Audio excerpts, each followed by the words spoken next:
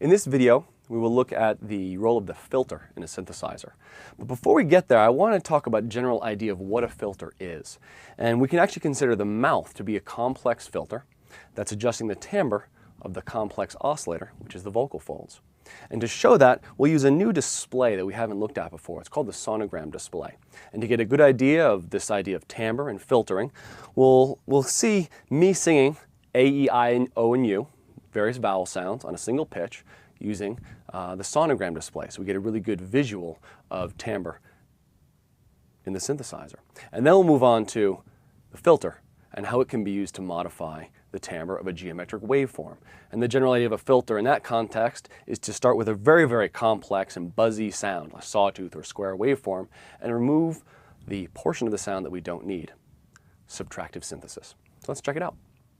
I've gone to this synthesizer, I've already hit load sample and chose an AFF file of me singing, and now if I hit on, it will play that sound. So here we go. A, E, I, O, U.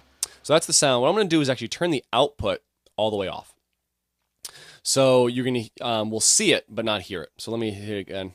So that's me singing A, E, I, O, and U. Now the interesting thing I think is that they're all in a single note. So that fundamental frequency right here is always the same. But the relationship between the upper partials is changing for every note. It's kind of hard to tell on the spectrum display because we're not seeing over time what's happening. But if I switch this over to a sonogram, we've changed the axes a bit. Now we're seeing frequency vertically and time horizontally. Amplitude is represented by the color, the same colors we see here in the level meter. And we're getting a good view over time of what's going on. This is me singing the letter A, E, I, O, and U. Notice that we now see the fundamental across the bottom here. This would be the second partial, the third partial, etc., etc. So what we're seeing here is that my vocal folds are making a complex sound. And then my mouth, as I move it around, creating the vowel sound, is actually filtering that sound. It's cutting certain portions of the spectrum and emphasizing others. Let me turn the volume up so you can hear what's going on. A, E, I, O, U. A, E, I, O, U. So we see that the only difference in here, the partials are in the same exact place. The only difference between the vowels is what frequencies are cut and what are allowed to go through. Some of these vowels also include change over the course of them. Like U, you can tell, has a pretty dramatic change over the course of the note. I does as well. So the vocal folds is acting as the oscillator. And the mouth is actually acting as the filter. What we have here is kind of subtractive synthesis. And this is where subtractive synthesis gets its name. We start with a complex waveform, like the pulse kind of wave coming from a vocal folds. And we carve away and emphasize certain portions of that spectrum. And that's what the filter is used for. So I'm going to stop this thing now. And we're going to switch over to working with geometric synthesis waveforms now. And the thing about these geometric waveforms, these saws and squares, they got their name just because of how they look on the screen and because they were easy to create with circuitry. And the thing about them is they're very, very bright and present, harsh, biting.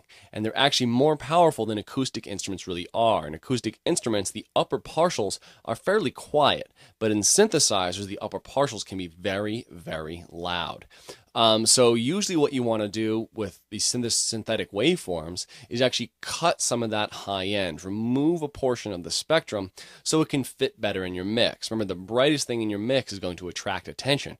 It's going to be the focal point. If you have many different focal points, they're going to compete, and your mix is going to be kind of messy. So let's look at a sawtooth waveform, and I'm going to switch back over to spectrum, and we're going to look at a sawtooth waveform. Oop, I'm clipping. There we go. And I bring the volume up. All right, now I'm going to engage my filter, and I'm going to choose the low-pass filter. When we see this diagram, which is a common diagram you'll see in a DAW or in an effect for a filter. You're seeing frequency on the x-axis and amplitude on the y-axis. So volume is vertically, frequency. So you're seeing a comparison over frequency and amplitude. At what frequency, how much is cut or boosted. The general idea is if we just put noise through this filter that had equal energy at all frequencies, this is what the spectrum would look like when it comes out in the spectrum display. You'd see it strong on the bottom, and there wouldn't be much in the top. Actually, let's just try that. I'll take noise right here and put it through this.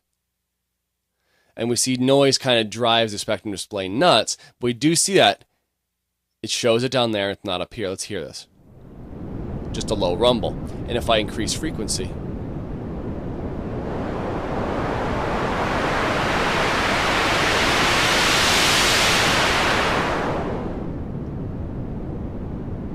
so the output tracks along with it. So the general idea with these filter graphs is that you have frequency and amplitude, and this is showing how much is going to be cut for all these frequencies.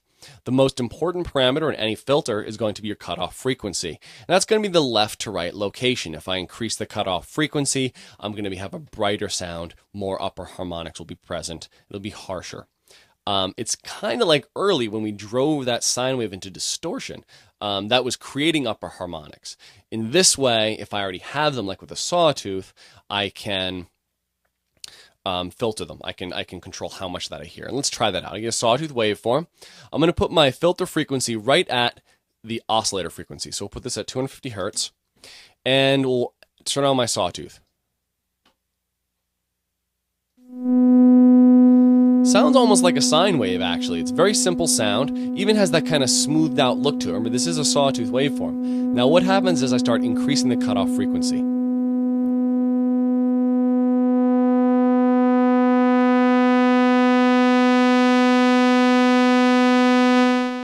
A couple things happen. We notice that the oscilloscope, it gets sharper. Remember that the sharper the lines, the more high end there is. And we also notice in the spectrum display, we're getting more of this high end energy in there.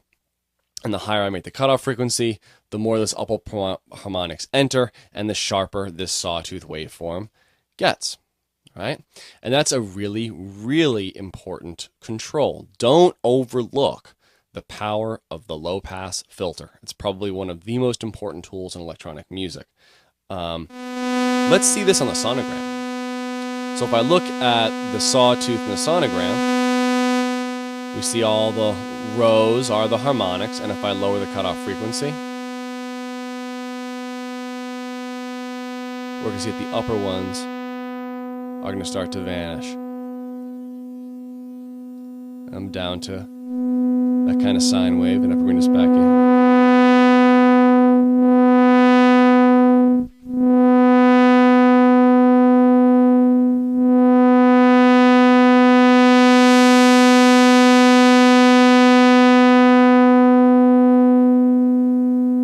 Control over brightness of our sound. Now, actually, I'm going to leave this on a sonogram, and I want to talk about the other filter types now. There are 3 other filter types that are important, but not as important as the low-pass filter. The low-pass filter lets the lows pass through and the highs get cut. The high-pass filter lets the highs go through and the lows are cut. So let's try this out with noise. Enable noise, turn my volume down. I'm going to turn the filter off and just look at noise in the spectrum display. In the spectrum display, we see noise is just a general smattering of energy at all frequencies. If I engage my high-pass filter, the whole bottom end is removed. And if I increase the cutoff frequency of that filter, more and more of the bottom end goes away. As I get higher and higher, it just becomes this high-end, kind of soft, pleasing kind of hiss, really. As it comes down, you get more of the bottom end in there. I'll increase the volume so you can hear it.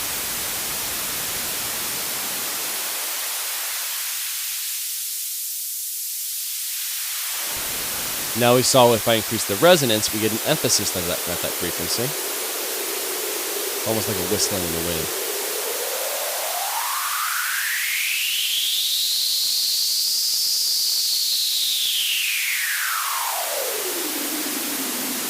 right? Now the bandpass filter lets a band of frequencies through. So it cuts both the low and the highs, and we have a band of frequencies. Cutoff frequency moving. The band stop is also known as the notch filter, and it's going to remove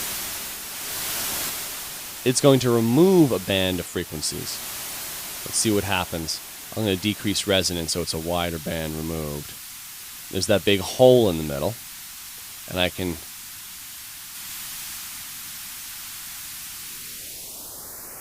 bring that hole up, and I can bring that hole down. So again, on this section display, we had frequency on the y-axis. As I change cutoff frequency, it moves that filter kind of up and down in this display.